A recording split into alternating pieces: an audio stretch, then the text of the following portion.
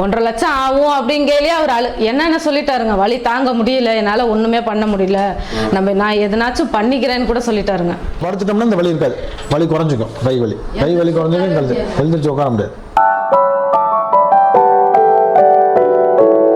4 நாள் பெட்டில் இருந்துட்டு பெட்டை முடிச்சுட்டு ஒரு 15 நாளைக்கு மருந்து மாத்திரை எழுதி கொடுத்தாங்க. மாத்திரை முடிஞ்ச அடுத்த 24 மணி நேரத்தில் திரும்பி வலி வந்துருச்சு. பழையபடி படுத்த படுக்கை ஆகிட்டாரு. நான் அடக்கலாம் முடியாது, வலி பின்னாடி நடந்த அப்படி கையை தூக்கி வச்சுப்பேன். இந்த ரத்த ஓட்ட சர்க்குலேஷன் தான் ஆயிடுச்சுன்னா வலி கொஞ்சம் குறையும். கையை தூக்கி தான் வச்சுட்டு போவேன்.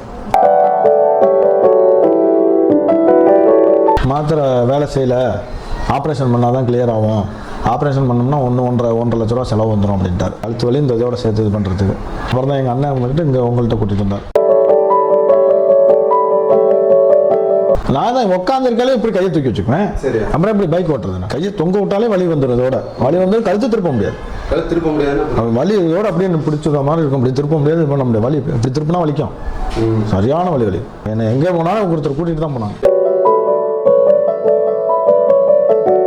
நான் செத்து போறேங்கிற மாதிரி சொல்லிட்டாருங்க. நான் எதனாச்சும் பண்ணிக்கிறேன், என்னால் வலி தாங்க முடியல அப்படின்னு, வலியோட வேதனை.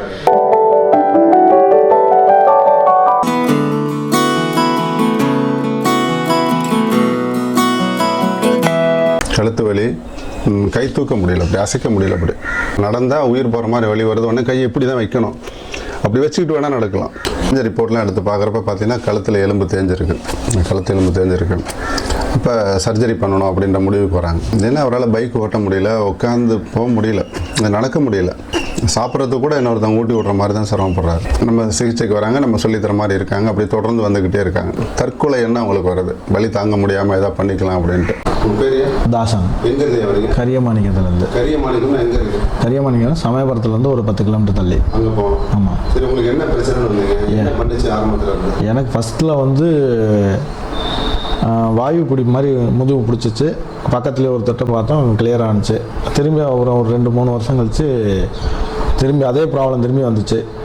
கொழுப்பு கட்டின்னு சொல்லி எடுக்கிறேன்னு சொல்லி ஒரு ஆப்ரேஷன் மாதிரி பண்ணாங்க, அதை முடிஞ்சிருச்சு. அதுக்கப்புறம் இப்போ ஒரு 2-3 வருஷம் கழிச்சு திரும்பி கழுத்து வலி மாதிரி ஆரம்பித்து கையோட இதோட இதாக வந்துருச்சு. முதுகு இல்லை, அங்கங்கே கொழுப்பு கட்டி மாதிரி இருந்தது, அதை மட்டும் எடுத்துறாங்க, ரிமூவ் பண்ணாங்க. வேறு ஒன்றும் இல்லை, அதான் ப்ராப்ளம்னு சொல்லிட்டு ரிமூவ் பண்ணிவிட்டு திரும்பி 2-3 வருஷம் கழிச்சு திரும்பி இப்போ கழுத்து வலி மாதிரி வந்து ஒரு 3 மாதத்துக்கு முன்னாடி வந்துச்சு. வந்தது கைக்கு தோள்பட்டை கீழே கை வலி வந்து படுத்த படுக்கையாகணும். ஆமாம், படுத்தாதான் அங்கே வலி குறையும், இல்லைன்னா எழுந்திரிச்சு உட்காந்தாலே வலி வந்துடும். சாப்பாடு முதல் கொண்டு சாப்பிட முடியாது, ஊட்டி தான் விட்டாங்க. வலி இந்த இதோட கழுத்து திருப்ப முடியாது, இந்த இதோட வந்துடும். இதே வந்துருச்சுன்னா இந்த கையை இப்படி தூக்க முடியாது, கையை தொங்க விட்டாலே ஜிபுன்னு வலி வந்துடும். கழுத்தெல்லாம் பயங்கரமாக திருப்ப முடியாது, ஒன்றும் பண்ண முடியாது, படுத்த படுக்கையாக தான் இருக்கணும். சாப்பாடு முதல் கொண்டு ஊட்டி தான் விட்டாங்க.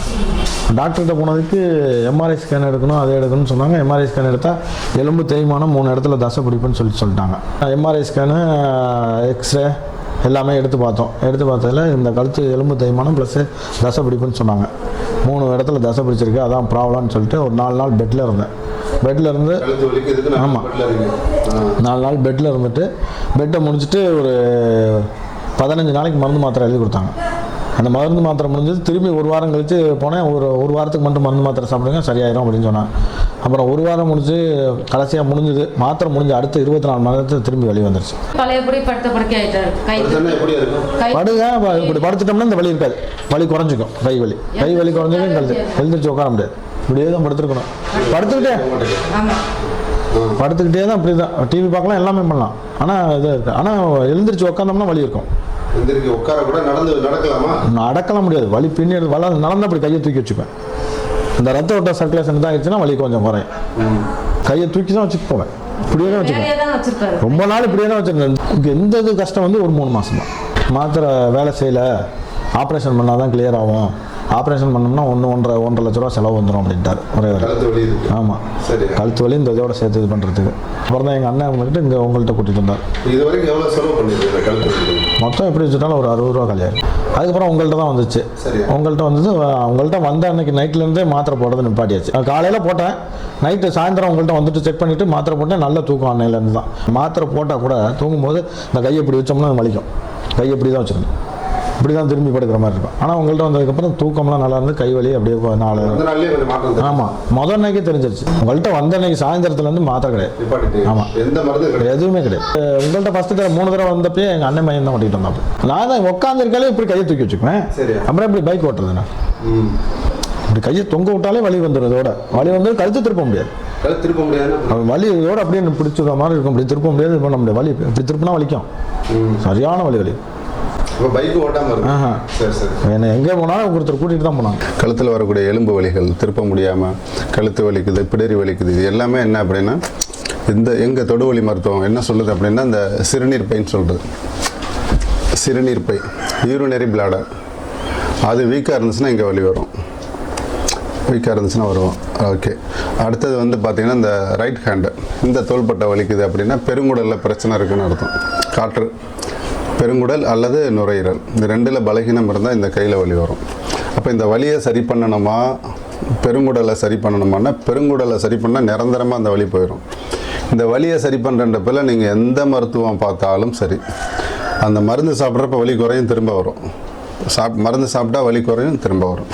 அப்போ என்னென்னா உள்ள வெளியேன்ட்டு இதை பண்ணிக்கிட்டு தான் இருப்போம் இல்லையா, நிரந்தர தீர்வு கிடையாது. இந்த கையில் வரக்கூடிய அவ்வளோ வலிகளும் பெருங்குடல் சம்மந்தப்பட்டது, பின்கழுத்தில் வரக்கூடிய அவ்வளோ வலிகளும் யூரினரி பிளாடர் சம்மந்தப்பட்டது.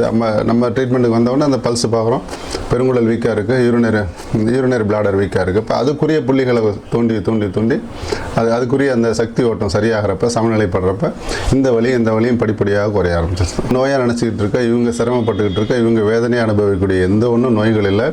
அது வந்து ஒரு சிம்டம்ஸ், அறிகுறி தான். அந்த நோய்க்குரிய காரணம் இருக்குல்ல, அது ஏதோ ஒரு ஆர்கன் உள்ள பலகீனமாக இருக்குது, பாதிச்சிருக்கு.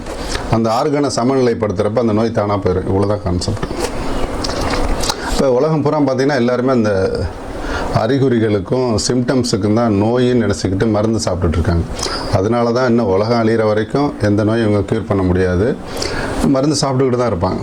ஏன்னா ஒரு நோய்க்குரிய காரணத்தை சரி பண்ணாமல் அறிகுறியை, வலியை சரி பண்ணுறீங்க. இப்போ வலி வருது அப்படின்னா வலி வரக்கூடிய பிரச்சனை உள்ளே ஏதோ இருக்குது. பிரச்சனையை சரி பண்ணால் டக்குன்னு ஒரே நாளில் சரி பண்ணிடலாமா? அதை மருந்தை போட்டு அடக்கி பல வருடங்களாக இன்றைக்கி வலிகளில் மக்கள் கஷ்டப்பட்டுருக்கு. ஏதோ ஒரு வலி, தலைவலியாக இருக்கலாம், இடுப்பு வலியாக இருக்கலாம், மூட்டு வலியாக இருக்கலாம், கால் வலியாக இருக்கலாம், பல வருடங்களாக கஷ்டப்பட்டுக்கிட்டு இருக்காங்க. இப்போ இவங்களுக்கு காரணத்தை கண்டுபிடிக்க தெரியல, அவ்வளோதானே. வலிக்குரிய காரணத்தை நீக்கிட்டோம் அப்படின்னா வலி தானாக போயிடும். மக்கள் என்ன நினைக்கிறாங்க அப்படின்னா தொந்தரவை குறைச்சிட்டா நோய் நீங்கிடுச்சு அப்படின்னு நினைக்கிறாங்க. நாங்கள் படுற வயிற்று வலியை நிப்பாட்டிட்டா நோய் சரியாயிருச்சு, தலைவலியை நிப்பாட்டிட்டா நோய் குணமாயிருச்சுன்ட்டு. அது தலைவலியோ, வயிற்று வலியோ, கால் வலியோ, எந்த ஒரு வலியாக இருக்கட்டும், நீங்கள் வலியை நிறுத்துகிறப்ப எல்லாமே உங்கள் நோயை உள்ளுக்குள்ளே தேக்கி வைக்கிறீங்கன்னு அர்த்தம். அது ஒரு நாள் பெருசாக மாறும், பெரிய பிரச்சனையாக மாறுறப்ப நீங்கள் எதெல்லாம் போட்டு அந்த வலியை சரி பண்ணுவீங்களோ அதெல்லாம் வேலைக்கு ஆகாது, கேட்காது. அதுக்கப்புறம் சர்ஜரின்ற கண்டிஷனில் போய் மாட்டிக்கணும். நம்ம அவர் கை வலி வந்து இந்த இடம் வலி வந்துங்க சார், நாங்கள் பட்ட அவதி படாத அவதி. யாரை எங்கெங்கே ஒரு ஆஸ்பத்திரி போகணும்னா ஒருத்தரை கூப்பிடணும், வண்டியில் கூட்டிகிட்டு போகிறதுக்கு. டெய்லியும் இந்த ஹாஸ்பிட்டல் போகணும் அப்படின்னா ஒருத்தரை கூப்பிடணும், செத்த வா தம்பி, செத்த ஆஸ்பத்திரி கூட்டிகிட்டு போகணும் அப்படின்னு ஒருத்தரை போய் கெஞ்சுவேன். டெய்லியும் யாருனாச்சும் ஒருத்தரை கூப்பிடணும். அதுக்கு முன்னாடி பைக்கில் எங்கே வேணாலும் போயிட்டு வந்துடுவாருங்க. இதுக்கு முன்னாடி இப்போ இந்த வலி வந்ததுக்கு அப்புறம் தான் ரொம்ப சிரமம். வலின்னா கையை இப்படி தூக்கி வச்சுக்கிட்டே தாங்க சார் இருப்பார். இப்படி கையை விடவே மாட்டாருங்க, கீழே தொங்கவே விட மாட்டாருங்க. சாப்பாடுலாம் எங்கள் மாமியார் வந்து பக்கத்துலேயே உட்காந்துருப்பாங்க பார்த்துக்கிட்டு. சாப்பாடு சாப்பிட முடியுதா தம்பி, சாப்பிட முடியும், நான் சாப்பிட்றேன் அப்படின்னு பாரு. அப்புறம் போனதுக்கப்புறம் நான் ஊட்டி தாங்க விடுவேன். அழுவாங்க பக்கத்துலேயே உட்காந்துக்கிட்டு. அதனால் ஊட்டி விடுற நிலைமை என் பிள்ளைக்கு வந்துருச்சு அப்படிங்கிற ஒரு மனசங்கட்டம் உங்களுக்கு. 1.5 லட்சம் ஆகும் அப்படிங்கையிலே அவர் என்னென்ன சொல்லிட்டாருங்க, வலி தாங்க முடியல, என்னால் ஒன்றுமே பண்ண முடியல, நான் எதனாச்சும் பண்ணிக்கிறேன்னு கூட சொல்லிட்டாருங்க. புலம்புவாருங்க, எனக்கு வலி தாங்க முடியல, நான் எதனாச்சும் பண்ணிக்கிறேன், நான் செத்து போகிறேங்கிற மாதிரி சொல்லிட்டாருங்க என்கிட்ட. நான் எதனாச்சும் பண்ணிக்கிறேன், என்னால் வலி தாங்க முடியல அப்படின்ட்டு. வலியோட வேதனை போய் எங்கள் அண்ணனை வர சொல்லு. 4 பேர் இவங்க அண்ணன் தம்பிங்க. இவருக்குள்ள எதனாச்சும் ஒன்றுனா அவங்களாம் விட்டு கொடுக்க மாட்டாங்க. எல்லாருமே சந்தோஷமா இருப்போங்க. சண்டை சொல்லலாம் இவ்வளோ நாள் கிடையாது, தள்ளி தான் இருக்கும். 4 பேருமே அண்ணன் தம்பி, 4 பேருமே எதனாச்சும் ஒன்றுனா முணுக்குனா வருவாங்க. மாமியார் மாமனார் எல்லாரும் நல்லா இருக்காங்க, முணுக்குனா வந்துருவாங்க. இப்போ மாமியார் 20,000 காசு கொடுத்துருக்காங்க, என் மாவனை உடம்ப பாரு அப்படின்னு சொல்லி. அவர் போய் கூட்டிட்டு வா, எங்கள் அண்ணனை கூட்டிட்டு வா, விடியாங்காட்டி நான் எதனாச்சும் பண்ணிக்கிறேன், வலி தாங்க முடியலன்னு சொல்லிட்டாருங்க. அப்புறம் ஒரு நாள் சொல்றாரு, நீயே நானு சஞ்சய் 3 பேருமே செத்து போயிடலாம், இப்போ நம்ம சின்ன பையன் மட்டும் கை கால்லாம் நல்லா இருக்கு, அவனை மட்டும் விட்டுறலாம், அவன் பொழைச்சிக்குவான் அப்படின்லாம் சொல்றாருங்க. உடலில் வரக்கூடிய எந்த ஒரு அறிகுறிகளும் சரி, சிரமங்களும் சரி, அது நோய்கள் அல்ல. அதுக்குரிய காரணம் உள்ளே இருக்குது. அந்த காரணத்தை நீக்கிட்டால் நோய் சரியாயிடும். இது வந்து பார்த்தீங்கன்னா இந்த காரணத்தை யாரை சரி பண்ணுறதுன்னா உடம்பு மட்டும்தான் சரி பண்ணும். நாம் சரி பண்ணுறப்ப ஏதோ ஒன்று உள்ளே தெரிஞ்சிங்கன்னா அது குழப்பி விட்டுரும், உடம்பை வந்து கன்ஃபியூஸ் பண்ணிடும். உடம்புக்கு 100க்கு அறிவு இருக்குது, என்ன வந்தாலும் அதுவாக சரி பண்ண தெரியும் உடம்புக்கு. இப்போ இந்த தாசன் அப்படின்றவங்க இப்போ கிட்டத்தட்ட 2 வருஷத்துக்கு அப்புறம் நாங்கள் பதிவு எடுக்கிறோம். நல்லபடியாக இருக்காங்க. அவங்களுடைய தோள்பட்ட வலி, கழுத்து வலி எல்லாம் குணமாகி தற்கொலை எண்ணத்துலேருந்து தற்கொலை எண்ணம் வரைக்கும் போனவங்க இப்போ ஆரோக்கியமாக 2 வருஷமாக வாழ்ந்துட்டு இருக்காங்க. எந்த ஆப்ரேஷனும் பண்ணல, எந்த சர்ஜரியும் பண்ணல. அவங்க மனைவிக்கும் அவங்களுக்கு பார்த்தீங்கன்னா மாதத்துக்கு 2 தடவை ஜுரம் வரும். 4 நாள் 2 நாள் 3 நாள் ஜுரம் திரும்ப வருவாங்க. அப்போ அவ்வளோ ஜுரம் அவங்களுக்கு. அப்போ அவ்வளோ ஜுரத்துக்கு மருந்து சாப்பிடாமல் நம்ம தொடு சிகிச்சை வந்து பார்த்து 2 நாள் 3 நாள் பொறுமையாக இருந்து சரி பண்ணிக்கிறாங்க. இப்போ திரும்ப ஜுரம் வருதுன்னா அவங்க உடம்புல அவ்வளோ பிரச்சனை இருக்குன்னு அர்த்தம். அப்போ ஜுரத்தை நிப்பாட்டக்கூடாது, பிரச்சனையை சரி பண்ணணும். பிரச்சனை சால்வ் ஆனால் ஜுரம் திரும்ப வராது. அப்போ ஜுரம் வர்றது என்னென்னா நம்ம உடலை சுத்தப்படுத்தவும் நோய்களை குணப்படுத்தவும் தான் நம்ம உடலில் ஜுரம் வருது. கிட்டத்தட்ட அவங்களுக்கு 2 வருஷத்தில் பலமுறை ஜுரம் வந்து இப்போ நல்ல ஆரோக்கியமாக நல்லா பிஸ்னஸ் பண்ணிகிட்டு இருக்காங்க. அவங்க ஒரு சின்ன மளிகை கடை மாதிரி வச்சு நல்லபடியாக அதை பார்த்துக்கிட்டு அந்த மளிகை கடையில் வியாபாரம் பண்ணிக்கிட்டு நல்லபடியாக வாழ்ந்துட்டு இருக்காங்க. இறைவனுடைய மாபெரும் கிருபை. இந்த தாசனுடைய அந்த கழுத்து வலி, தோள்பட்ட வலி எல்லாம் இயற்கையான முறையில் குணமாகி இப்போ நல்லபடியாக வாழ்ந்துக்கிட்டு பேட்டி கொடுக்குறாங்க. இப்போ நீங்கள் வந்து எவ்வளோ நாள்? நாங்கள் வந்து 2 வருஷம் ஆச்சு. 2 வருஷம் ஆச்சு. எதுக்கு வந்தீங்க ஞாபகம் இருக்கா? எலும்பு தேய்மானம் ப்ளஸ் 3 இடம் தசை பிடிப்புன்னு சொல்லி வந்திருந்தேன். கழுத்து தூக்க முடியாது, கையை தூக்க முடியாது, பயங்கர வழியில் இருந்தேன். அதுக்கு தான் வந்திருந்தேன். இப்போ 2 வருஷம் ஆச்சு, நல்லா கிளியர் ஆகிடுச்சு. இப்போ பைக்கெல்லாம் ஓட்டுவீங்களா? பைக்கு அது அப்பயே 2 மாதத்துலேயே பைக்கெலாம் ஓட்ட ஒரு 4-5 தடவைலேயே பைக்கு ஓட்ட ஆரம்பிச்சிச்சு. ஆப்ரேஷன் பண்ணால் தான் சரியாகும், இல்லைன்னா சரியாகாது அப்படிங்கிற மாதிரி சொன்னாங்க. இப்போ 2 வருஷம் ஆச்சா? ஆமாம். நல்லா இருக்கீங்களா? நல்லா இருக்கு. பைக் ஓட்டுறீங்க? பைக் டெய்லி ஓட்ட முடியாது. பைக்கு பின்னாடி ஒருத்தர் உட்கார வச்சுல கூட்டிகிட்டு வருவாங்க. நம்ம கையை இந்த கையை தூக்கவே முடியாது. அது சரியாகி ஒரு 3 மாதம் அப்படி தான் கை போய்கிட்டு இருந்துச்சு. பழக்கத்திலையா? இப்போ 2 வருஷமா நல்லா இருக்கீங்களா? நல்லா. வலி வரலையா? வலி இல்லை. எனக்கு வந்து அடிக்கடி ஸ்டோன் பிரச்சனை, வயிறு வலி இந்த மாதிரி வந்துக்கிட்டே இருந்துச்சு. போய் அடிக்கடி ஆஸ்பத்திரியில் போகிறது, குளுக்கோஸ் ஏற்றுறது, அப்புறம் சரியாயிருச்சுன்றது.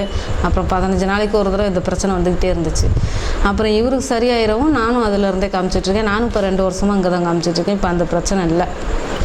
இப்போ இங்கே வந்ததுக்கப்புறம் எனக்கு அந்த பிரச்சனை வயிறு வலிங்கிறது இல்லைங்க சார். ஆனால் எங்கிட்ட வந்து உங்களுக்கு ஜுரம் எத்தனை தடவை வந்துருக்கும்? ஜுரம் அடிக்கடி வருங்க சார். 4 நாளைக்கு ஒரு தடவை ஜுரம் வந்துடும். இப்போ போன வாரத்தில் 4 நாள் ஃபுல்லாக போட்டு கட்டிடுச்சு. ஒரு வாரம் 5 நாள் 6வது நாள் தான் கிளியர் ஆயிடுச்சு.